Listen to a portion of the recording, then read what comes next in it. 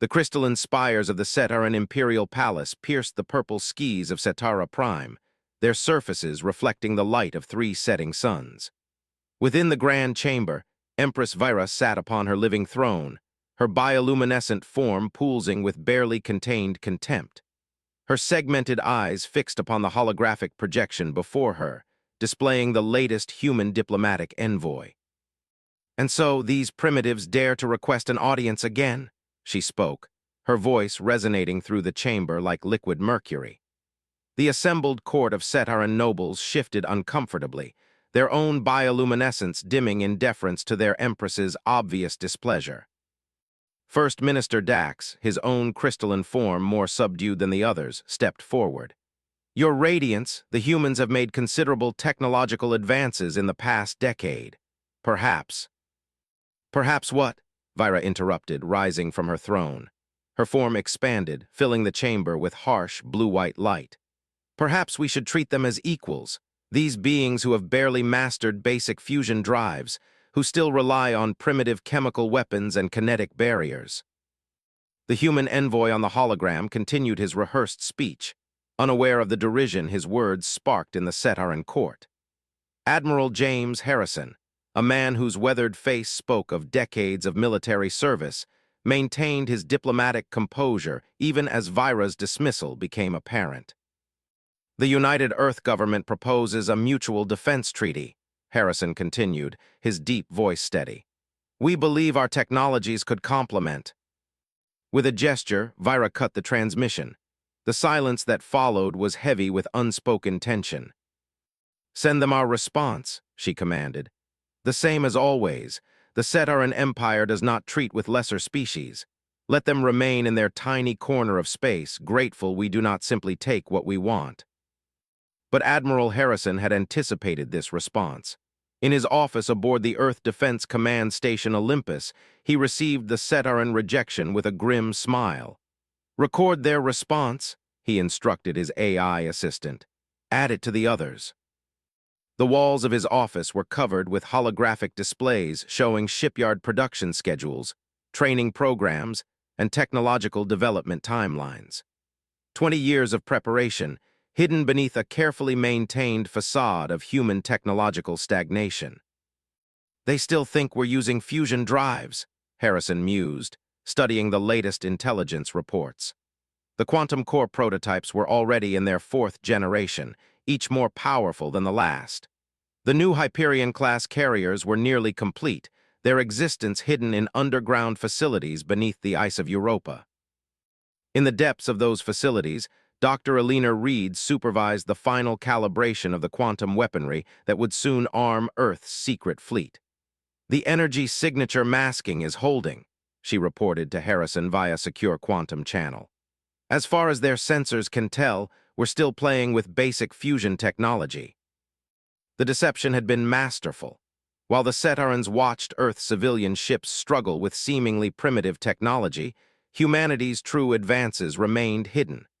Every rejected diplomatic overture had bought them more time, every dismissal another opportunity to prepare. In her palace, Empress Vyra continued to receive reports of human activity, all carefully crafted to reinforce her species' sense of superiority. Reports of failed colonies, struggling outposts, and technological setbacks. The truth lay buried beneath Europa's ice, encoded in quantum computers, and sealed within the hearts of Earth's most trusted leaders.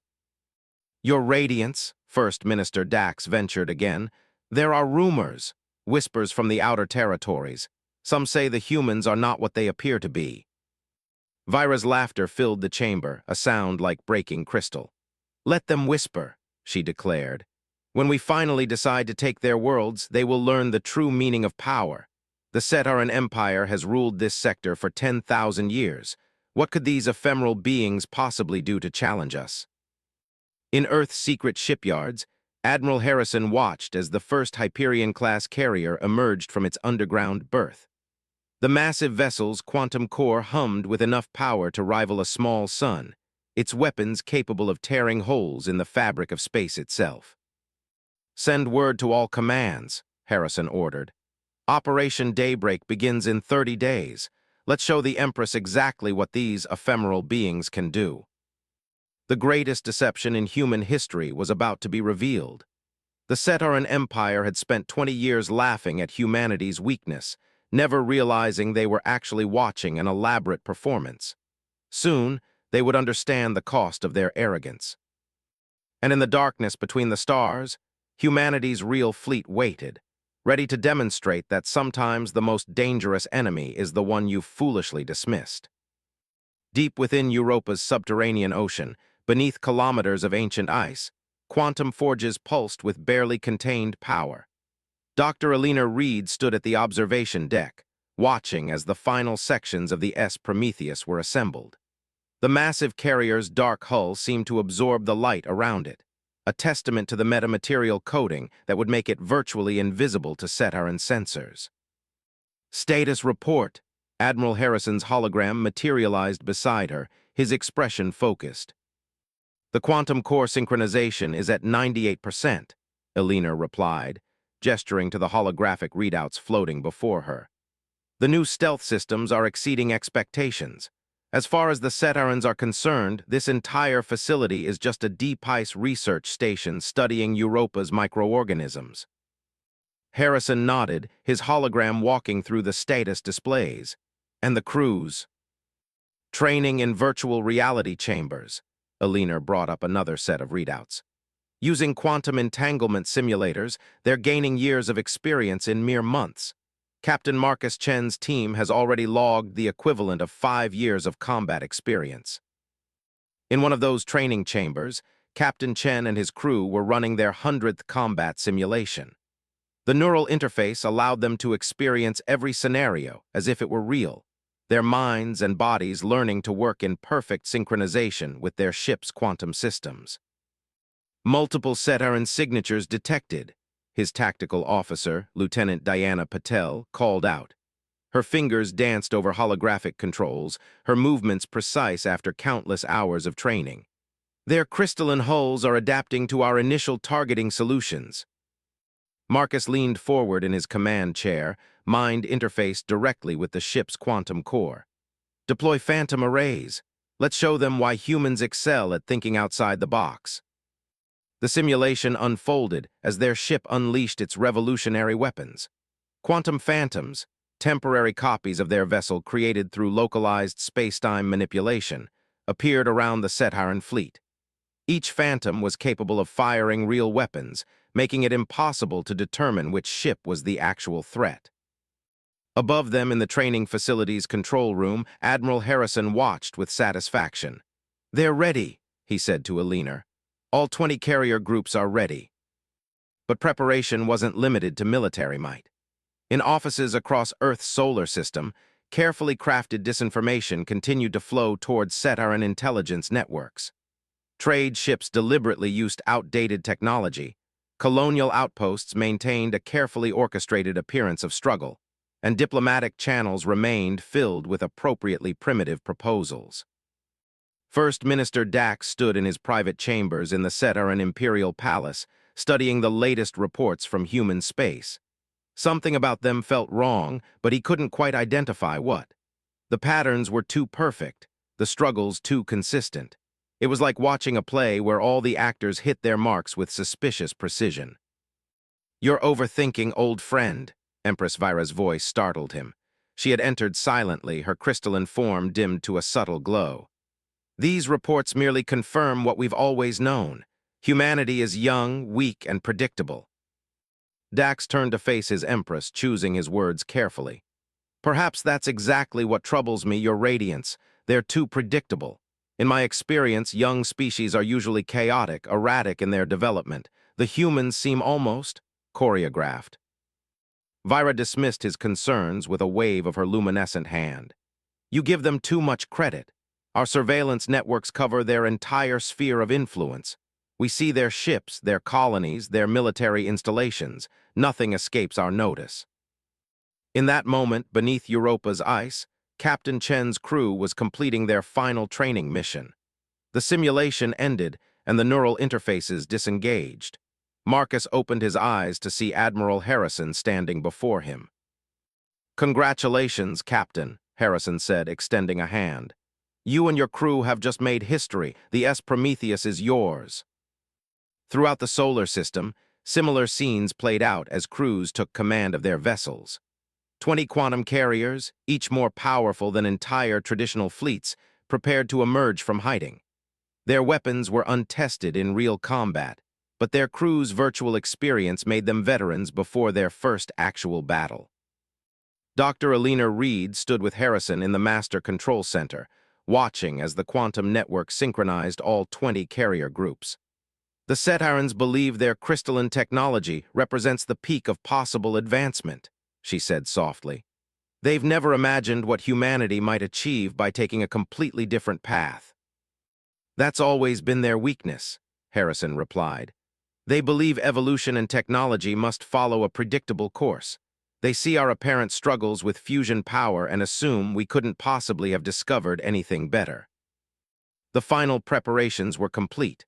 Across the solar system, hidden bases powered up their quantum cores. The greatest naval force humanity had ever created was about to reveal itself, and the Cetaran Empire's assumptions about human capabilities were about to be shattered. In her palace, Empress Vyra continued to laugh at reports of human inadequacy, never suspecting that beneath Europa's ice, humanity's revenge for years of dismissal and disrespect was about to begin. The attack came without warning. Cetaran warships emerged from hyperspace above the human colony of New Eden, their crystalline hulls gleaming in the light of an alien sun.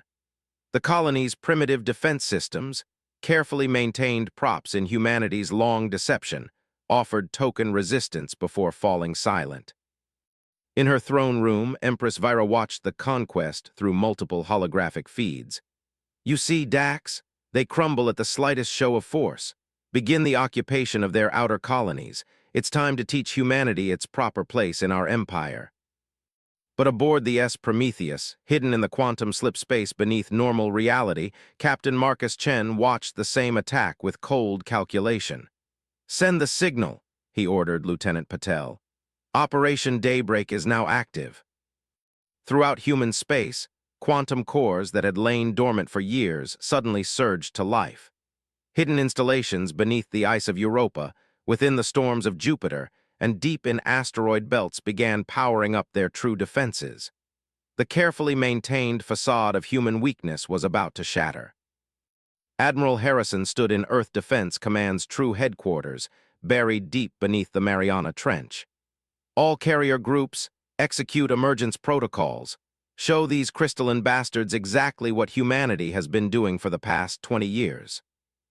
The Prometheus was the first to emerge. It appeared directly above the Cetaran fleet at New Eden, its quantum-dark hull seeming to drink in the starlight. Before the Cetaran commanders could even register the massive ship's presence, quantum phantoms began spawning around it, perfect copies capable of real damage, each one as large as the original.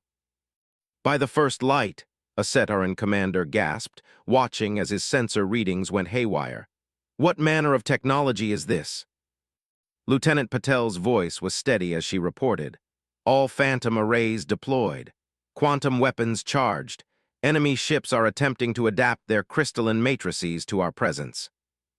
Too late for that, Marcus said quietly. Fire. The quantum weapons struck with reality-bending force. Where traditional weapons would have been deflected by the Cetaran's adaptive crystalline hulls, these beams bypassed physical defense entirely, striking through multiple quantum states simultaneously. Cetaran ships began shattering, their once impervious hulls breaking apart like glass sculptures in a hurricane. In her palace, Empress Vyra's triumphant expression suddenly froze.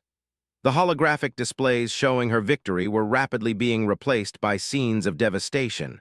Her ships, her unstoppable fleet, falling before weapons that shouldn't have existed. Impossible, she shrieked, her crystalline form flaring with furious light. They were primitive. We watched them struggling with basic fusion drives. First Minister Dax stepped forward, his own form dimmed with dread. They deceived us, Your Radiance, all this time. We were watching exactly what they wanted us to see. Throughout human space, the quantum carrier fleet emerged from hiding. 20 ships, each representing the true pinnacle of human military technology, began systematically dismantling the Cetaran invasion force. The S Prometheus led the charge, its phantom arrays creating chaos and confusion while its quantum weapons broke through defenses the Cetarans had thought perfect. Dr. Alina Reed coordinated the fleet's quantum network from Europa, ensuring the revolutionary technology performed exactly as designed. Multiple Cetaran battle groups attempting emergency hyperspace jumps, she reported to Harrison. The quantum disruption fields are preventing their escape. In the space above New Eden, Captain Chen watched as the last Cetaran ship shattered under his fleet's assault. "Send word to Earth Defense Command," he ordered. "New Eden is secured. The Cetaran invasion force has been eliminated." Similar reports began flowing in from across human space. The Cetaran Empire's attempt to finally subjugate humanity had become a massacre, not of human colonies, but of their own forces. Every hidden quantum carrier revealed itself, and with each emergence, another Cetaran fleet was systematically destroyed. Admiral Harrison addressed the combined fleet, his hologram appearing on every bridge. "Phase 1 is complete. The invasion has been repelled. Now we move to Phase 2, plot courses for Cetaran space. It's time to show them the full consequence of their arrogance." In her palace, Empress Vyra watched in horror as reports of defeat flooded in from every invasion force. Her mighty fleet, the pride of the Cetaran Empire, had been broken in a matter of hours.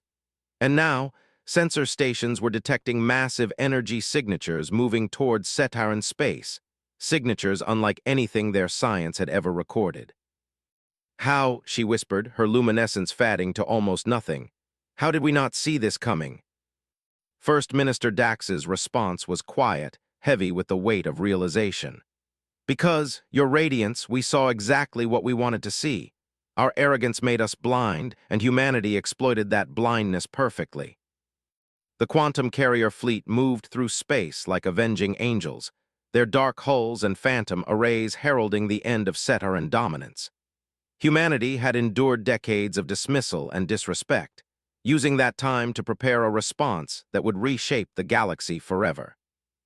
The Cetaran fortress world of Crystallos was considered impregnable. For 5,000 years, its layered defenses and crystalline weapon platforms had stood as a symbol of imperial might. Now, those defenses faced their greatest test as the human quantum fleet emerged from slip space.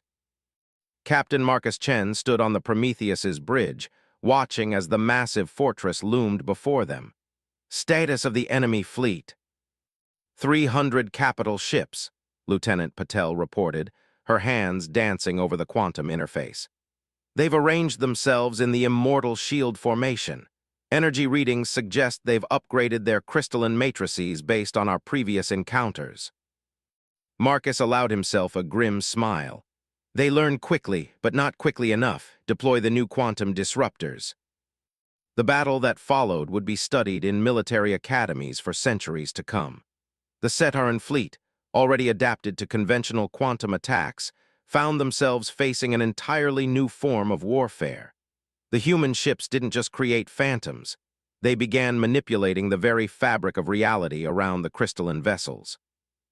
Dr. Alina Reed's voice came through the quantum network, broadcasting to all human ships. "The disruptors are working perfectly. Their crystalline technology relies on perfect molecular alignment. Our quantum fields are introducing chaos at the subatomic level." From her command center in the Mariana Trench, Admiral Harrison watched the battle unfold through quantum-linked displays. "Move the fleet into hammer and anvil formation," he ordered. "Let's show them why humanity has always excelled at tactical innovation." The 20 quantum carriers split into two groups, their phantom arrays creating the illusion of hundreds of ships. As the Cetaran fleet attempted to maintain their defensive formation, they found themselves caught between two impossible forces. Their crystalline ships began to crack and shatter, their once perfect molecular structures corrupted by quantum interference. In her palace on Cetara Prime, Empress Vyra received the reports of Crystallos' fall with growing despair. Her luminescence had dimmed to almost nothing, reflecting the darkening fortunes of her empire. "How many worlds have we lost?" First Minister Dax consulted his data crystal, his own form pulsing with anxiety. 7 fortress worlds in the past week alone, Your Radiance. Our outer defense lines have been completely breached. The humans, they're not just defeating us. They're systematically dismantling everything we built over millennia. Aboard the Prometheus, Marcus watched as the last Setaran dreadnought at Crystallos cracked apart, its crystalline hull dissolving into space. Lieutenant Patel's voice carried a note of awe as she reported, "Fortress world secured, Captain. All enemy forces have been neutralized." But victory had not made humanity careless. Dr. Reed's research teams were already analyzing the debris, studying how the Setarans had attempted to adapt their technology. "They're brilliant engineers," she admitted during a quantum conference with Harrison and the fleet commanders. "Given enough time, they might have found a way to counter our current advantages." "Time is something they no longer have," Harrison replied. "What's the status of the Phase 3 weapons?" Eleanor's hologram smiled. "The quantum cascade devices are ready. Once deployed, they'll prevent the formation of crystalline matrices at a fundamental level. The Setarans won't just be defeated, they'll be forced to completely rebuild their technology from the ground up." The human fleet moved deeper into Setaran space, their dark ships bringing revolution to a realm that had known only stagnation for millennia. Each battle revealed new adaptations by the Setarans, and each adaptation was met with countermeasures that had been prepared years in advance. "You see," Marcus explained to his crew during a brief respite, "while they watched us struggling with fusion drives, we were studying every aspect of their civilization. We didn't just build weapons, we developed counters to technologies they haven't even invented yet." The quantum displays showed the fleet's progress toward Setara Prime. The Setaran Empire's territory was vast, but their rigid hierarchy proved to be their weakness. As each fortress world fell, entire sectors of their empire collapsed into chaos. In her increasingly isolated palace, Empress Vyra watched her realm crumble. The beings she had dismissed as primitives were systematically destroying everything her species had built. "Send word to the human fleet," she finally commanded, her voice barely a whisper. "I request." She paused, the words burning like acid in her throat. First Minister Dax completed the sentence for her. "You request negotiations, Your Radiance." "No," Vyra's form suddenly flared with brilliant light. "I request one final battle. Let them come to Setara Prime. Let them face the full might of our home defenses. If our empire must fall, let it fall in a way that history will remember." The message was transmitted across quantum channels to the human fleet. On the bridge of the Prometheus, Marcus read it aloud to his crew. "Well," he said, looking at the determined faces around him, "it seems the Empress has finally learned to take us seriously. Plot a course for Setara Prime. Let's end this war where it began, in the throne room of the one who thought humanity would never amount to anything." Setara Prime's 3 suns cast a purple twilight over the crystalline spires of the Imperial Palace. The planet's defenses were unlike anything humanity had encountered before: layers of quantum crystalline shields, thousands of automated defense platforms, and the remainder of the once mighty Setaran fleet. "They've turned their entire planet into a weapon," Dr. Alina Reed observed, her hologram standing beside Admiral Harrison in the Prometheus's war room. "The crystalline structures aren't just buildings, they're all part of one massive defensive system."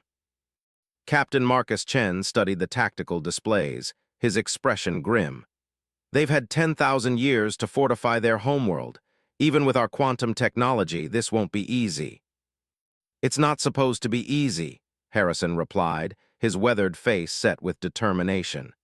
"Humanity didn't spend 20 years preparing for an easy victory. Deploy all carrier groups. Execute Operation Sunfall." The 20 quantum carriers emerged from slip space in perfect synchronization, their phantom arrays immediately spawning hundreds of duplicates. The sky above Setara Prime became a canvas of false stars as human ships, both real and phantom, moved into attack formation. In her throne room, Empress Vyra stood before the massive crystalline windows, her form blazing with fierce light. "So, they've finally come. Show me their fleet." The holographic display materialized, showing the human armada in all its terrible glory. First Minister Dax, standing faithful at her side even now, spoke softly.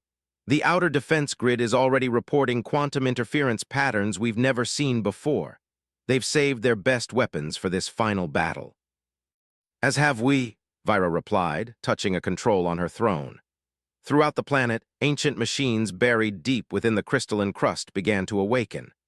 The entire planet's surface began to glow, each building and spire becoming part of a vast weapon system 10 millennia in the making. The battle began with a display of firepower that turned night into day. Quantum beams and crystalline energy weapons crisscrossed the space above Setara Prime. The human fleet's phantom arrays created chaos in the Setaran targeting systems, while their quantum disruptors sought to unravel the planet's crystalline defenses. Lieutenant Patel's voice cut through the chaos on the Prometheus's bridge. They're using the entire planet as a resonating crystal. Energy readings are off the charts. Marcus watched as massive beams of crystalline energy lanced out from the planet's surface, each powerful enough to vaporize a conventional fleet. But the quantum carriers were far from conventional. Their phantom arrays absorbed and redirected the energy, creating a dazzling display of false targets and real threats. Dr. Reed's voice came through the quantum network. The planet's crystalline matrix is pushing their technology beyond its limits, if we can overload it. Understood, Harrison responded. All carriers execute Protocol Omega. Target your quantum cascade devices at these coordinates. The human fleet began a carefully choreographed dance of destruction. Each quantum carrier targeted specific points on the planet's surface, their weapons designed not to destroy, but to introduce chaos into the perfectly ordered crystalline structures. In her throne room, Empress Vira felt the change immediately.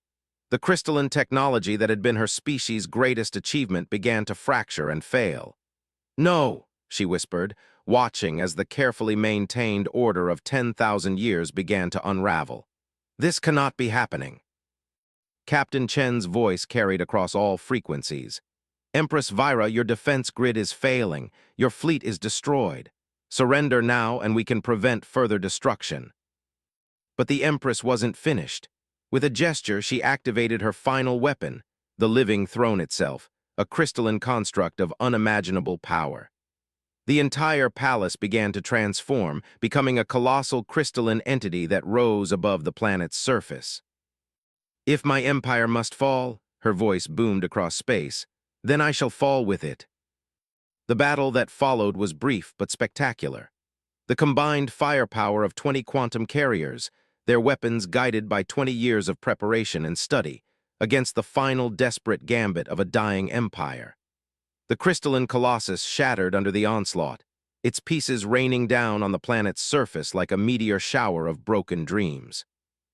In the aftermath, Marcus Chen and Admiral Harrison stood in the ruined throne room.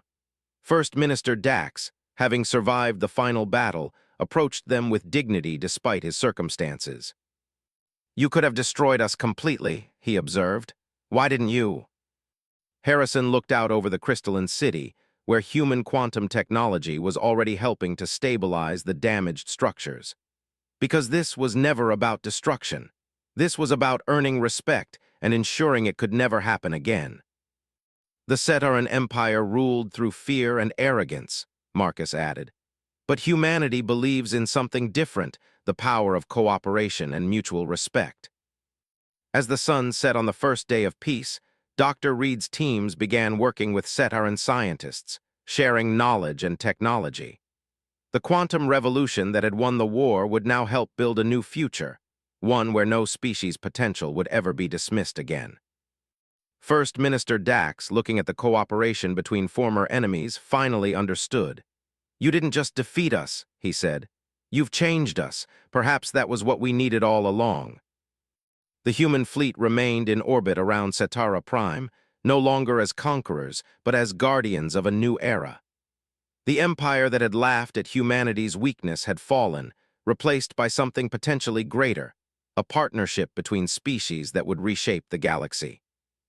And in the ruins of her palace, Empress Vira's shattered throne stood as a monument to the price of arrogance. and a reminder that true strength lies not in dismissing others, but in recognizing the potential in every species to rise above expectations.